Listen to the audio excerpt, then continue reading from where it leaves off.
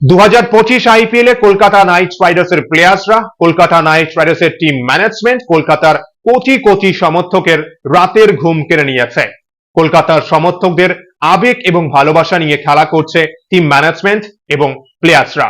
একের পর এক ম্যাচে পারফরমেন্স করতে ব্যর্থ, তারপরেও ভেঙ্কটেশ আইয়ার খেলবে, আন্দ্রে রাসেল খেলবে, দেখতে দেখতে 8 ম্যাচ শেষ। 2025 আইপিএল এ কলকাতার প্লে অফ খেলার স্বপ্ন কার্যত নেই বললেই চলে। এই মুহূর্তে স্বপ্ন আমাদের জন্য যে 2025 আইপিএল এ কলকাতা প্লে অফে খেলবে। 6 ম্যাচ বাকি, 6 ম্যাচের মধ্যে 5 ম্যাচে জয় পেতে হবে, তাহলে কলকাতা প্লে অফ খেলতে পারবে। দলের যা অবস্থা এই মুহূর্তে, 6 ম্যাচের মধ্যে হয়তোবা 2-3 ম্যাচে জয় পেতে পারে। সত্যি কথা বলতে 2025 আইপিএল এ কলকাতার এই করুণ অবস্থার জন্য প্লেয়ার্সরা তো দায়ী, কিন্তু টিম ম্যানেজমেন্ট সবচেয়ে বেশি দায়ী। মানে অত চয়েস, যারা অত চয়েস ক্রিকেটার আমাদের দলের রয়েছে, তাদেরকে ড্রপ করা যাবে না। মানে ভেঙ্কটেশ আইয়ার খেলবে, আন্দ্রে রাসেল খেলবে, কিন্তু পারফরমেন্স কোথায়? আর কত সুযোগ দেওয়া হবে, যেখানে 8 ম্যাচ শেষ, আর হাতে কিছু নেই। এবং তারপরেও যদি টিম ম্যানেজমেন্ট রাসেল, ভেঙ্কটেশ আইয়ারকে একাদশে রাখে, তাহলে আর কি বলার আছে। পাঞ্জাবের বিরুদ্ধে পরবর্তী ম্যাচ ঘরের মাঠে ইডেন গার্ডেন্সে। আইপিএল এর ইতিহাসে সবচেয়ে কম টোটাল ডিফেন্ড করে ম্যাচে জয় পেয়েছে পাঞ্জাব। লজ্জাজনক হারের পর এবার বদলার ম্যাচ কলকাতা নাইট রাইডার্সের জন্য। কিন্তু সেই আশা বা জোর গলায় যে বলবো যে কলকাতা বদলা নেবে, পাঞ্জাবকে আমরা ইডেন গার্ডেন্সে পরাজিত করতে পারবো, আমরা বদলা নেব যে আমরা ম্যাচ হেরেছি পাঞ্জাবের ঘরের মাঠে গিয়ে মুলানপুরে, সেই সাহস আমার তো এই মুহূর্তে নেই। বা আমার মনে হয় না যে কলকাতার কোনো সমর্থক এই মুহূর্তে জোর গলায় বলতে পারবে যে কলকাতা জিতবে। পাঞ্জাবের বিরুদ্ধে একাদশে আমরা পরিবর্তন দেখতে চাই। এই মুহূর্তে দর্শকেরা সত্যি কথা বলতে রাসেল এবং ভেঙ্কটেশ আইয়ারকে সহ্য করতে পারছে না। মানে কোটি কোটি টাকা দেওয়া হয়েছে, তারপরে এরকম পারফরমেন্স। আন্দ্রে রাসেল 6 মাসে 9 মাসে একবার পারফরমেন্স করে, সে ঠিক আছে। ভেঙ্কটেশ আইয়ারের উপর অনেক দায়িত্ব ছিল এই সিজনে, টাকার চাপে খেলতে পারছে না। কিন্তু চাপ কিসের ভেঙ্কটেশ আইয়ারের, যেখানে টিম ম্যানেজমেন্টের অত চয়েস? ভেঙ্কটেশ আইয়ার নিজেও জানেন যে আমি 14 ম্যাচ খেলবো, তারপরেও কেন পারফরমেন্স করতে পারবো না। ক্যাপ্টেন রাহানে, রঘুবংশীকে যদি আমরা বাদ দিই, আর কোনো ব্যাটসম্যান পারফরমেন্স করতে পারছে না।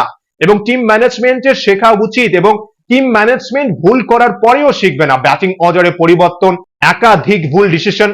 নিলামের পর থেকেই আমি আলোচনা করেছি যে ওপেনিং এ এবছর আমাদের সমস্যা হবে, একাধিকবার ওপেনিং জুটি পরিবর্তন হবে।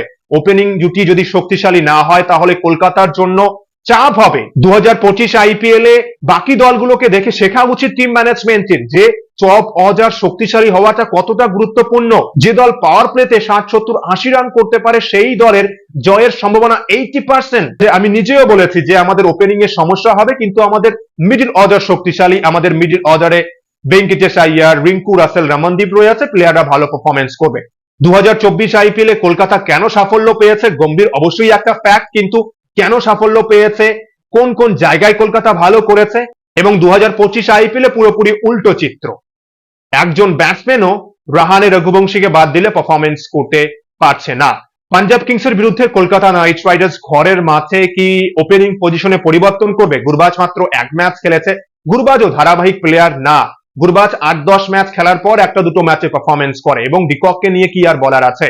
এবং সুনীল নারায়ণ সত্যি যথেষ্ট চেষ্টা করছেন সুনীল নারায়ণ, কিন্তু এই মুহূর্তে এমন একটা সিচুয়েশন, নারায়ণকে ওপেনিং না করিয়ে এমন 2-3 জন প্লেয়ারদের টপ অর্ডারে খেলানো উচিত, যারা খেলতে পারবে, মানে 10-15 ওভার পর্যন্ত ব্যাটিং করতে পারবে। কিন্তু টিম ম্যানেজমেন্টের এরকম প্ল্যান নেই, এবং এই মুহূর্তে এমন একটা সিচুয়েশন, কম্বিনেশন ট্রাই করে আমার মনে হয় না যে সেভাবে কিছু লাভ হবে। হয়তো গুরবাজ এবং নারায়ণই ওপেন করবে পাঞ্জাব কিংসের বিরুদ্ধে, এবং এরপর রাহানে এবং রঘুবংশী রাহানে ভালো ফর্মে রয়েছে। রঘুবংশী 4 নম্বরে বা 3 নম্বরে ব্যাটিং করবে। আপনি রঘুবংশীকে কেন 8-9 ব্যাটিং করতে পাঠাবেন? একাধিক ভুল ডিসিশন নিয়েছে টিম ম্যানেজমেন্ট।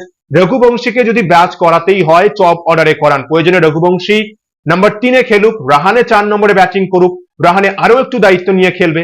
রাহানের দায়িত্ব নিতে হবে, কেননা আমাদের মিডল অর্ডার ব্যাটসম্যানদের উপর আর কোনো ভরসা নেই যে প্লেয়ার্সরা পারফরমেন্স করতে পারবে। এবং ভেঙ্কটেশ আইয়ার এবং রিঙ্কু সিং এর কাছে অনেক এক্সপেকটেশন ছিল, এবং রিঙ্কু সিং এর পারফরমেন্স অবশ্যই চিন্তার বিষয় সমর্থকদের জন্য। এবং ভেঙ্কটেশ আইয়ারকে আর কত সুযোগ দেবে টিম ম্যানেজমেন্ট? অত চয়েস বিষয়ে আমি আগেও আলোচনা করেছি যে অত চয়েস একদিক দিয়ে ভালো টিম ম্যানেজমেন্টের, কিন্তু ব্যাকআপ প্লেয়ারদের আমরা কেন কিনেছি? রাসেলের ব্যাকআপ হিসেবে কেনা হয়েছে পাওয়েলকে, কিন্তু রাসেল কি 14 ম্যাচেই খেলবে? পাওয়েল কি সুযোগ পাবে না? যেখানে 2-4 ম্যাচে প্লেয়ারদের ব্যাক করা যায় না, আমি 5-6 ম্যাচে তোমাকে সুযোগ দেবো, তুমি যদি পারফরমেন্স করতে পারো ঠিক আছে, না হলে কিন্তু ব্যাকআপ অপশন খেলবে। রাসেলকে কি ড্রপ করবে? বেঙ্কিটেশ আইয়ারকে কি ড্রপ করবে? পারফরমেন্স করতে ব্যর্থ মিডল অর্ডারে এই দুই ব্যাটসম্যান পারফরমেন্স করতে পারছে না। অটো চয়েস বেঙ্কিটেশ আইয়ার এবং আন্দ্রে রাসেল এই মুহূর্তে টিমের জন্য ক্ষতি। বেঙ্কিটেশ আইয়ারকে বাদ দিন, মনীষ পান্ডে বেঞ্চে রয়েছে, মনীষ পান্ডেকে সুযোগ দিন।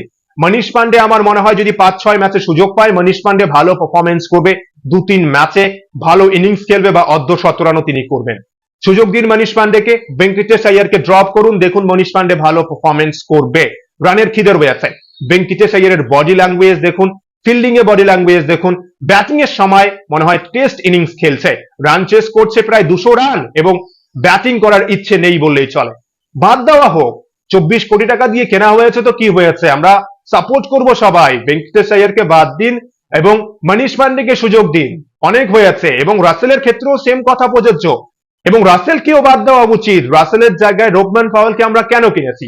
এবং ব্যাকআপ প্লেয়ার্স কেন কেনা হয় বলুন তো? যদি আমার প্রধান প্লেয়ার পারফরমেন্স করতে না পারে, আমি ব্যাকআপ অপশন দেখবো। মানে 8 ম্যাচ হয়ে গেছে, পারফরমেন্স করতে পারছে না, মানে বাকি 6 ম্যাচেও খেলবে, তার মানে পাওয়েলের সুযোগ নেই। পাওয়েলকে সুযোগ দেওয়া উচিত, একটা দুটো ম্যাচে দেখুন পাওয়েল কেমন পারফরমেন্স করছে, এবং রাসেলের নিজে থেকেও বোঝা উচিত যে আমার একটা দুটো ম্যাচ এই মুহূর্তে বিশ্রাম নেওয়া উচিত, আমার ব্যাটে রান নেই, একটা দুটো 4-6 দেখার জন্য আমরা বসে নেই, আমরা টিমের জয় দেখতে চাই। এবং রমনদীপ সিংকেও দেখুন, কত আশা ছিল রমনদীপ সিং, রিঙ্কু সিং, আন্দ্রে রাসেল, ভেঙ্কিটেশ আইয়ারদের নিয়ে, কিন্তু প্লেয়ার্সরা এই মুহূর্তে সমর্থকদের ইমোশন নিয়ে খেলা করছে, পারফরমেন্স করার ইচ্ছে বা রান করার খিদে নেই বললেই চলে। সিসোদিয়া আমাদের অপশন রয়েছে, উইকেট কিপার ব্যাটসম্যান, বিধ্বংসী ব্যাটিং করতে পারে, সুযোগ দেওয়া হোক। কেন কেনা হয়েছে? সিসোদিয়া টপ অর্ডার ব্যাটসম্যান, না হলে অবশ্যই বলবো যে সিসোদিয়াকে খেলানো হোক, রমনদীপ সিংকেও বাদ দেওয়া হোক। প্লেয়ার্সরা পারফরমেন্স করতে পারছে না, ব্যাকআপ অপশন রয়েছে, ব্যাকআপদের সুযোগ দেওয়া হোক। তাই কলকাতার সমর্থকরা এই মুহূর্তে চাইছে পাঞ্জাবের বিরুদ্ধে ম্যাচে 2-3টে পরিবর্তন আমরা দেখতে চাই। ভেঙ্কিটেশ আইয়ারকে ড্রপ করুন, মনীষ পান্ডেকে সুযোগ দিন, রাসেলকে ড্রপ করুন, পাওয়েলকে সুযোগ দিন।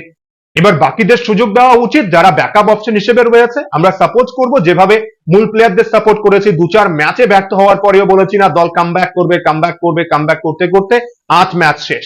এবং বোলিং ডিপার্টমেন্টে অবশ্যই বোলাররা যথেষ্ট ভালো বোলিং করেছে, আমরা এখনো পর্যন্ত যে 3 ম্যাচে জয় পেয়েছি, বোলারদের জন্য জয় পেয়েছি। এবং আরো এক ম্যাচে জয় পাওয়া উচিত ছিল, যে পাঞ্জাবের বিরুদ্ধে আমরা লজ্জাজনক হেরেছি, বোলারদের অবদান ছিল, দুর্দান্ত বোলিং করেছে বোলাররা।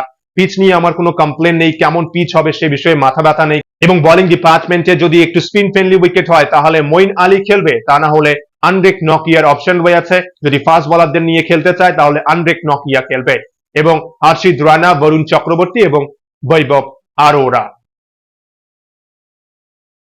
ঘরের মাঠে ইডেন গার্ডেন্সে পাঞ্জাব কিংসের বিরুদ্ধে দল কি কামব্যাক করবে, জয় কি পাবে, একটু শেষ আশা ভরসা কি দেখবে সমর্থকেরা? এবছর আমি জানি যে আমাকে সমীকরণ ভিডিও বানাতে হবে, 2-3টে সমীকরণ ভিডিও আসবে হয়তো কলকাতা নাইট রাইডার্সকে নিয়ে, কেননা প্লেয়ারদের যা পারফরমেন্স, 6 ম্যাচের মধ্যে 5 ম্যাচে জয় পেলে তবেই আমরা সরাসরি প্লে অফে খেলতে পারবো, তা না হলে একাধিক সমীকরণ ভিডিও হয়তো আমাকে বানাতে হতে পারে এই সিজনে।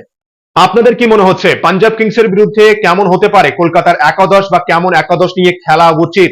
রাসেল এবং ভেঙ্কিটেশ আইয়ারকে ড্রপ করা উচিত, নাকি আবারও ব্যাক করবে টিম ম্যানেজমেন্ট? সেক্ষেত্রে সাহস টিম ম্যানেজমেন্টের নেই যে রাসেল এবং ভেঙ্কিটেশ আইয়ারকে ড্রপ করবে। টিম ম্যানেজমেন্টের অবশ্যই কঠিন ডিসিশন নেওয়া উচিত, যেখানে আপনার মূল দলের প্লেয়াররা পারফরমেন্স করতে পারছে না, এবার সুযোগ দিন, এবং বাকি যে কটা ম্যাচ রয়েছে ব্যাকআপদেরই সুযোগ দিন, আমরা সাপোর্ট করব। দল হারবে বা জিতবে তারপরেও আমরা সাপোর্ট করতে রাজি আছি।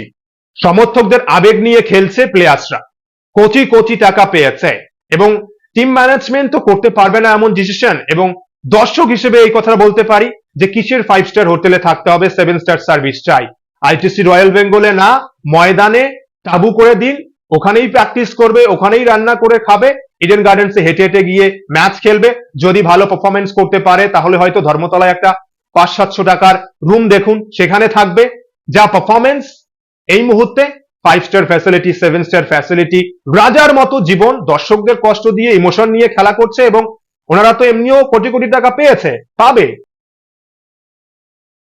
দর্শকদের ইমোশন নিয়ে খেলা করছে। অবশ্যই এই কথাটা আমি রাগের বশে বলছি যে বিশেষ করে ভেঙ্কিটেশ আইয়ার এবং রাসেলকে ময়দানে তাবু করে দিন, ওখানেই থাকবে, ওখানেই প্র্যাকটিস করবে, হোটেলে যাওয়ার দরকার নেই। কেন যাবে আইটিসি রয়্যাল বেঙ্গলে?